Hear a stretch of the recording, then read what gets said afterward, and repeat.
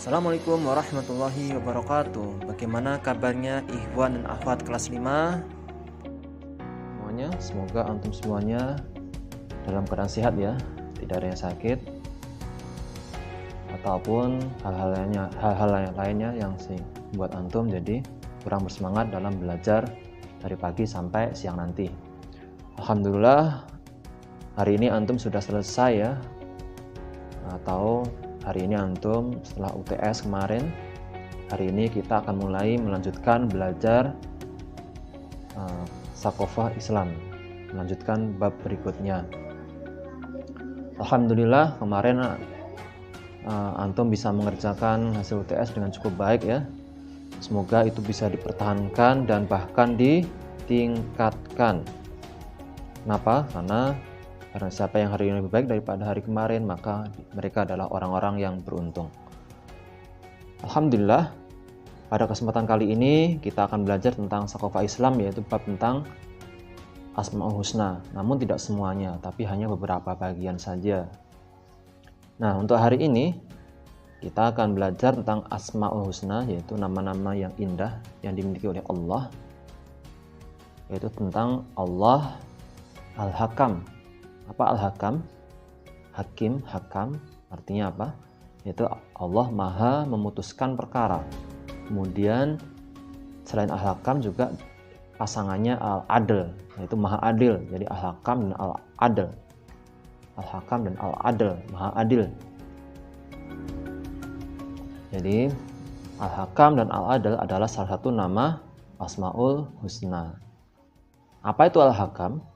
Itu bahwa Allah memiliki sifat yaitu Maha memutuskan dan menerapkan semua perkara yang terjadi, baik perkara yang ada di atas langit ataupun yang ada di bawahnya. Misalnya yang di atas langit, kapan matahari itu harus bersinar, kapan bulan itu harus muncul. Kemudian matahari bertugas menerangi bumi di siang hari, dan bulan diputuskan oleh Allah bersinarnya pada malam hari. Coba kalau kebalik, kalau nggak diatur oleh Allah, nggak diputuskan oleh Allah, maka apa yang terjadi? Maka akan terjadi ketidakseimbangan dalam kehidupan bumi kita. Ketika malam hari misalkan bulan bersinar, maka ketika malam hari misalkan matahari bersinar terang, maka manusia tidak bisa istirahat dengan nyaman karena panas dan terang sekali gitu.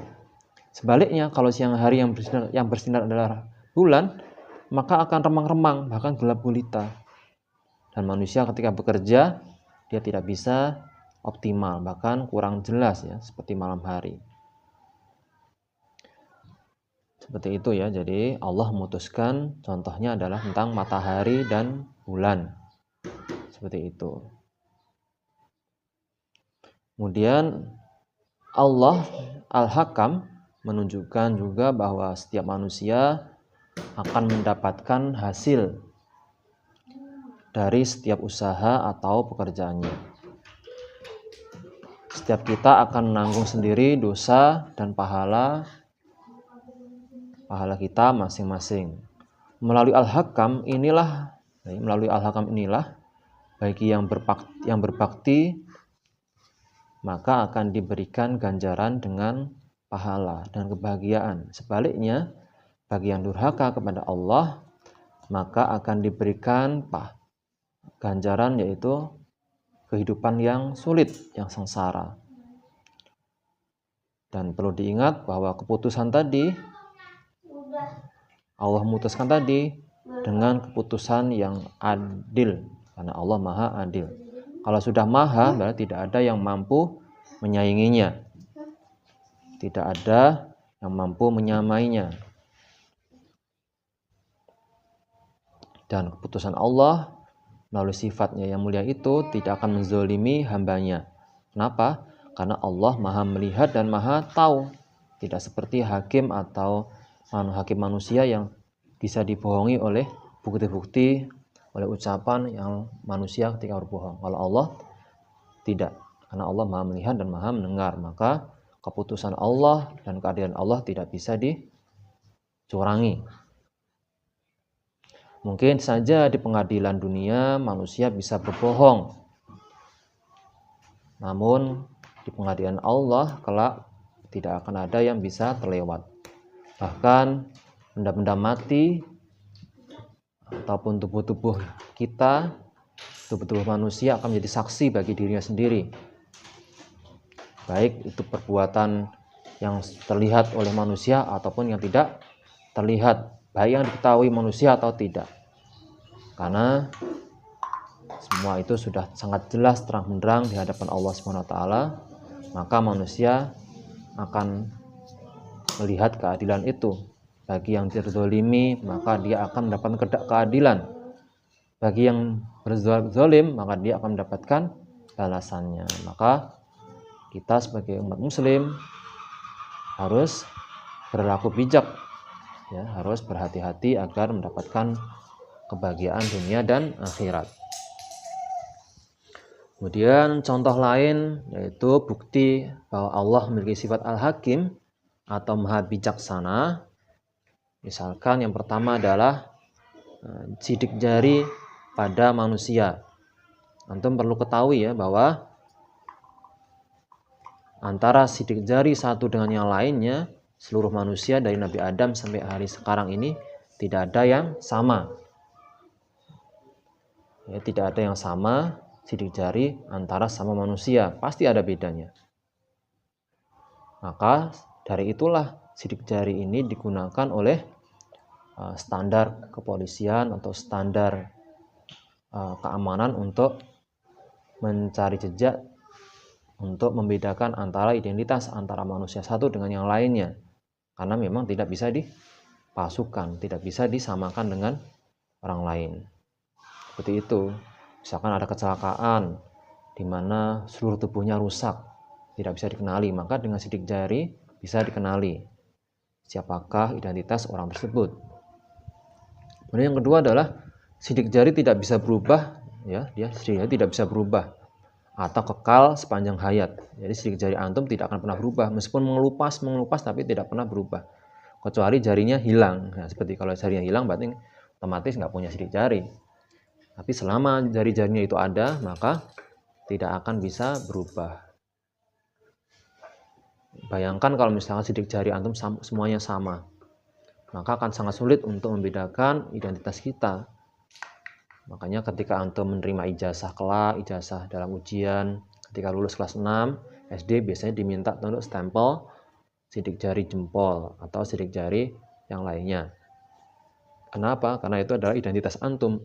Kalau paraf atau tanda tangan itu bisa dipalsukan, tetapi kalau sidik jari ini tidak bisa dipalsukan. Nah, itu buktinya ya. Kemudian ada apa lagi buktinya? Yaitu tadi bukti pada manusia yang menunjukkan Allah al-hakam atau maha bijaksana. Yang kedua adalah tentang pohon, misalkan pohon yang hijau, daun yang hijau, yaitu antum tahu bahwa daun yang hijau itu menjalankan proses fotosintesis atau memasak dengan menyerap air, kemudian dibantu dengan cahaya matahari dan gas karbon dioksida, kemudian daun itu menghasilkan oksigen dan mengembuskan kembali di alam untuk digunakan oleh manusia untuk bernafas. Tidak hanya manusia, tapi juga untuk hewan juga. Bayangkan nih ya, jika setiap hari manusia harus membeli oksigen.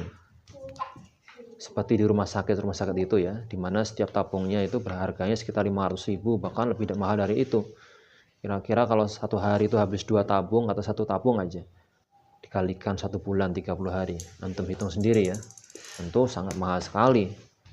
Maka oksigen yang murah ini, oksigen yang dibutuhkan manusia dan seluruh makhluk-makhluk hidup yang ada, ini Allah berikan gratis.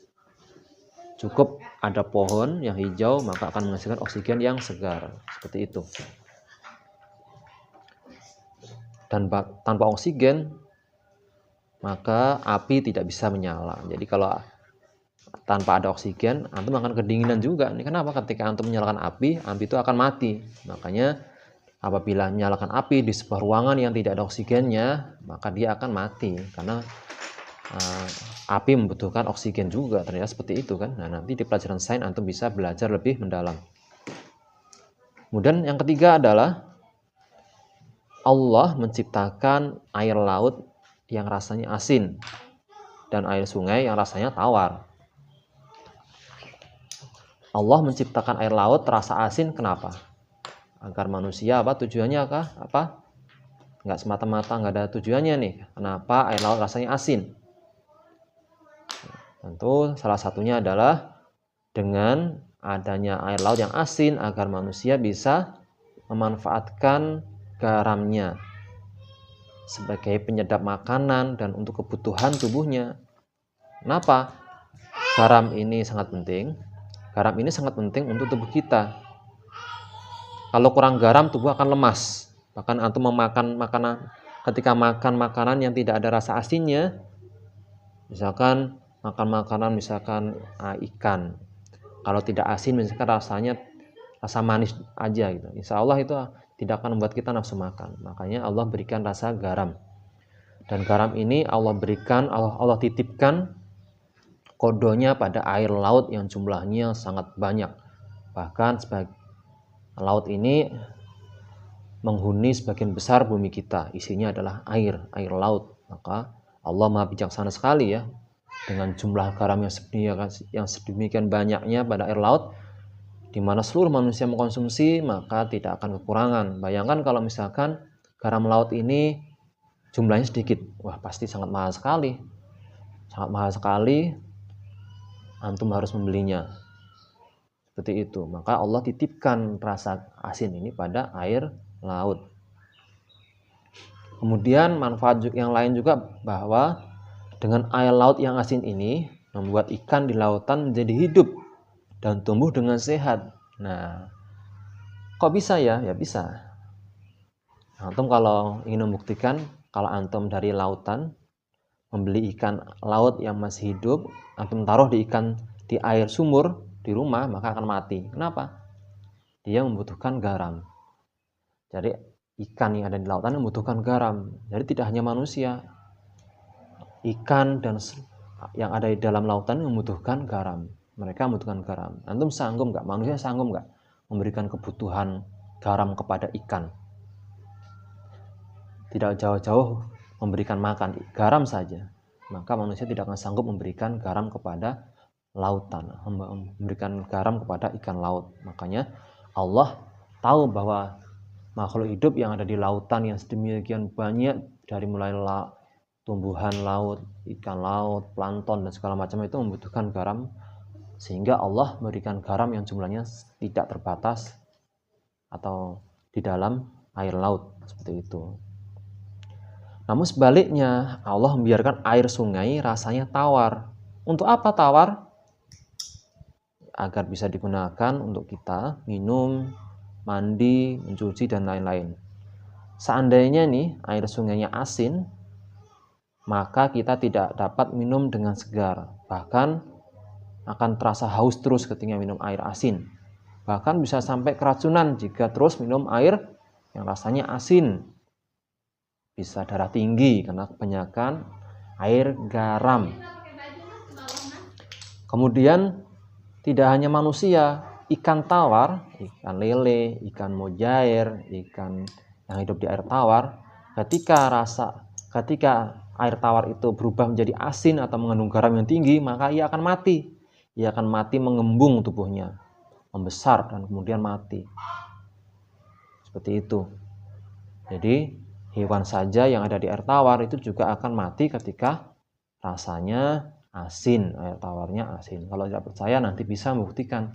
Ketika beli ikan lelenya dikasih air tawar, kemudian dikasih garam, dia akan mengelepar, dia akan tidak mau tinggal di situ. Kenapa? Karena ikan lele tidak suka dengan air yang asin atau kadar garamnya tinggi.